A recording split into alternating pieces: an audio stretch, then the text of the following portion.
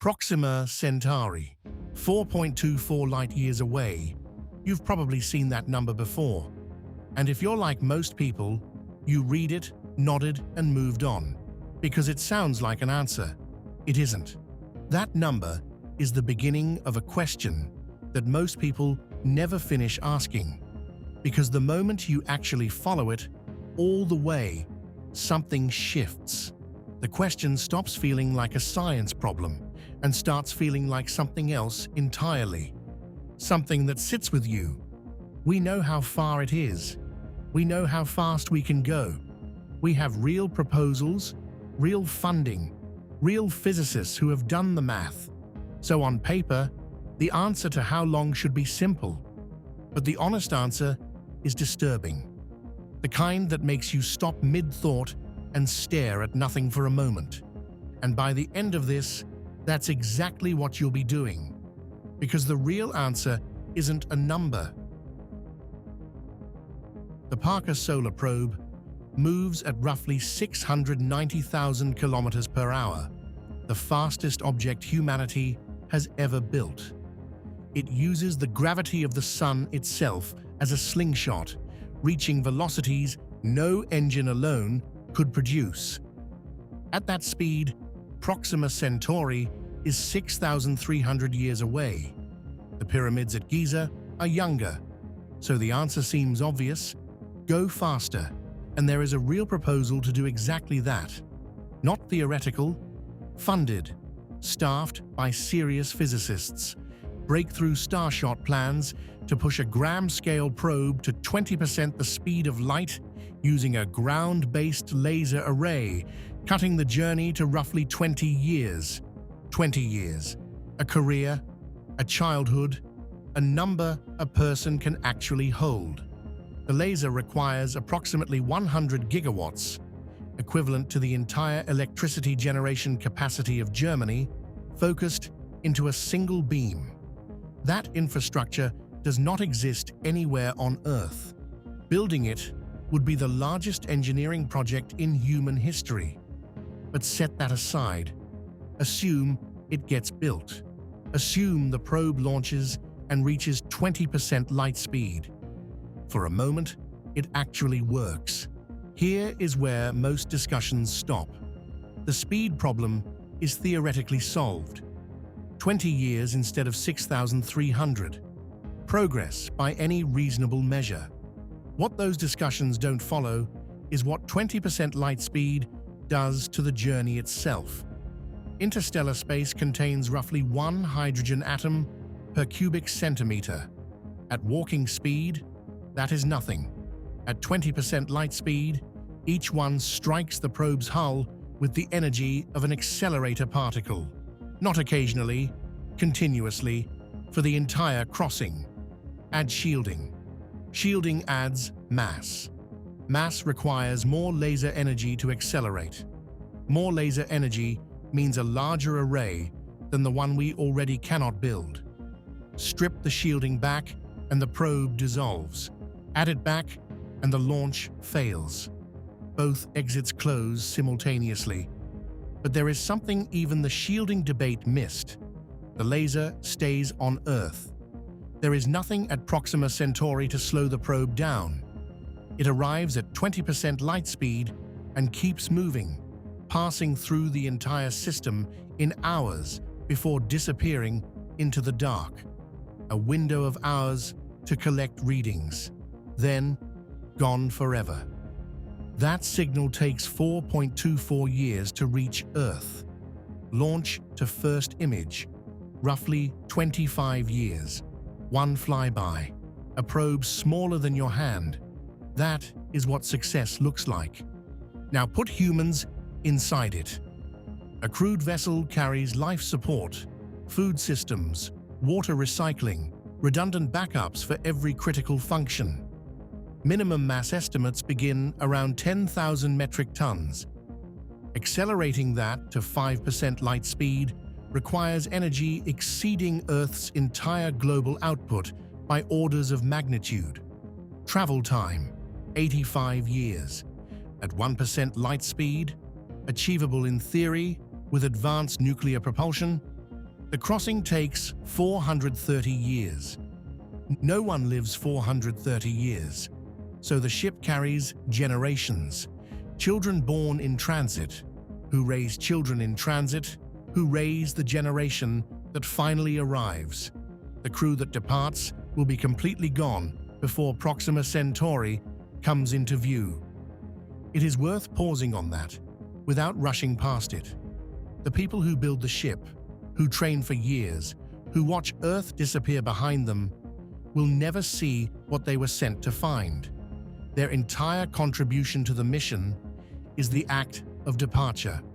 Everything after that belongs to people who had no say in any of it. And inside that ship, something is happening to those people's bodies that no amount of engineering fully prevents. Deep space radiation carries no sensation, no heat, no pressure, no warning.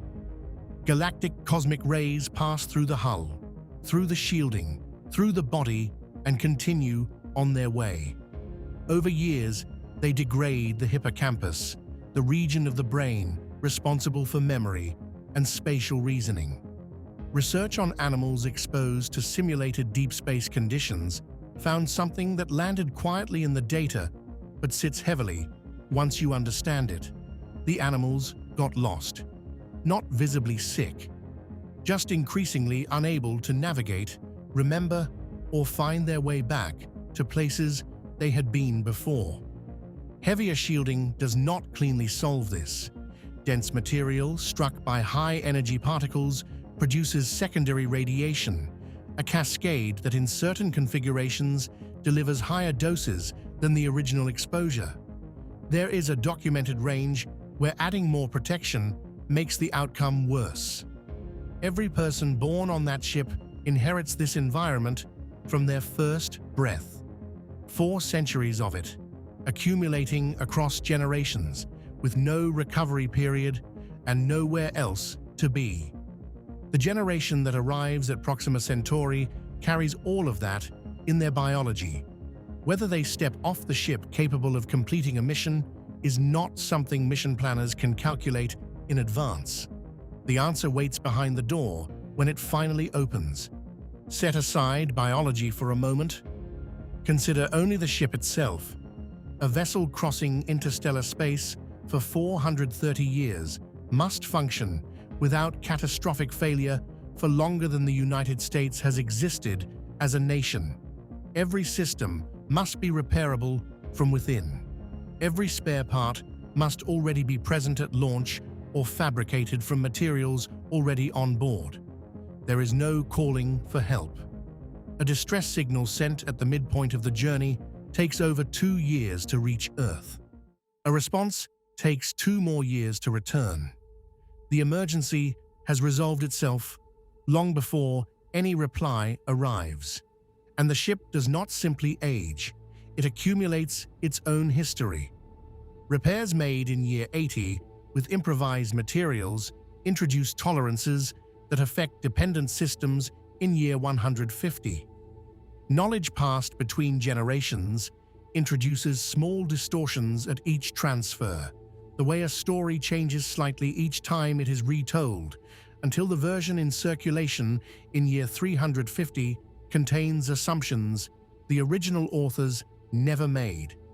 By year 400, the people keeping the ship alive are working from inherited understanding of systems built by people dead for 3 centuries. They are maintaining something they only partially understand, using methods that made complete sense to someone who no longer exists to explain them. The ship that arrives is not the ship that departed. It is what that ship became. Every mission needs a chain of command, rules, a framework for making decisions when people disagree. The original mission designers would have written governance documents, protocols for conflict resolution, succession structures, ethical guidelines. Those documents would have been authoritative for perhaps 2 generations. After that, they become founding texts, interpreted rather than followed. The crew in year 200 reads them the way modern legal systems read centuries-old constitutions, with reverence, with genuine effort, and with the quiet understanding that some of it no longer maps cleanly onto the situation at hand. And the situation at hand is one the original authors could not fully anticipate. Resource shortages developing on unexpected timelines. Medical conditions emerging from the radiation environment in ways the models did not predict. Psychological fractures appearing in specific generations under pressures no simulation captured.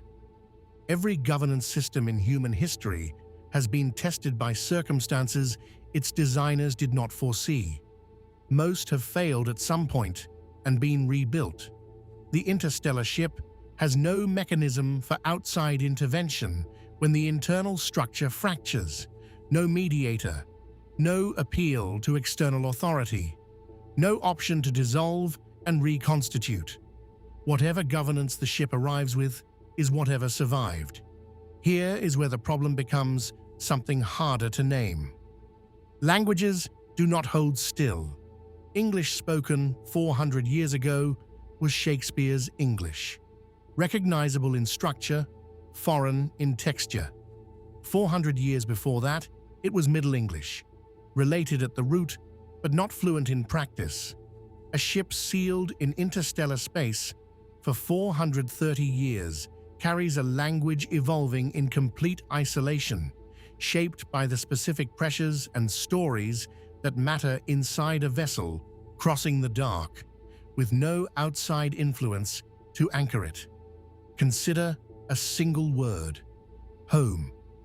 At launch, it means Earth, a planet, weather, oceans, a sky that changes color at sunset. The first generation uses it without thinking. The second generation uses it the same way, but with a layer of inheritance underneath. They have never seen Earth. They are using a word that points to something they know only through recordings left by people who died before they were born. By the fourth generation, home may mean the ship. By the seventh, it may mean a feeling rather than a place. By the 15th, the word still exists. It still appears in the mission documents they were required to study. But what it points to has traveled so far from its origin that the sentence, "return home," carries an entirely different weight than the one its authors intended. This is not failure. This is simply what time does to meaning when there is no outside world to keep it anchored. And home is one word. The mission documents contain thousands of them. Here is the thing that changes everything once you see it. We have been describing this as a problem of distance. It is not. The ship is not traveling through space in any way the human brain intuitively understands. It is traveling through time. 430 years of it. And time does not just pass on the ship. It transforms everything inside the ship. The systems, the biology, the governance, the language, the memory of why any of this was started in the first place. The real distance to Proxima Centauri is not 4.24 light-years. It is the distance between the civilization that builds the ship and whatever the ship contains when it arrives. That distance has no unit. It cannot be measured in kilometers or years or generations. It is the distance between an intention and its consequence after 4 centuries of pressure, drift, loss, and change have worked on everything in between. And here is the asymmetry that the script of this mission never resolves. Earth sends a ship carrying its best understanding of itself. The ship arrives carrying something that can no longer fully translate what was sent. The message and the messenger have drifted apart somewhere in the dark between departure and arrival, not because anything went wrong, because 430 years went exactly as 430 years always go. That gap, That untranslatable distance between what launched and what lands is the only answer to the original question that is actually honest. Somewhere in the early years of transit, before the ship has covered even a fraction of the distance, there is a moment that passes without ceremony. The moment when the energy required to return exceeds the energy required to continue. After that, the mission is no longer a choice. It is a condition, the kind that gets inherited rather than decided, passed from one generation to the next without ever being put to a vote. And if everything held across those 4 centuries, the ship descends toward a planet that has been orbiting its star in complete silence for longer than our species has existed. They land, they step out, and somewhere back across 4.24 light-years of dark, on a planet that has long since stopped listening, the people who first conceived of this moment are so many generations gone that no living person on Earth was alive when the door last closed. The mission was sent with a memory of what humanity was. What arrived carried only an echo of that memory, and the echo did not know it was an echo.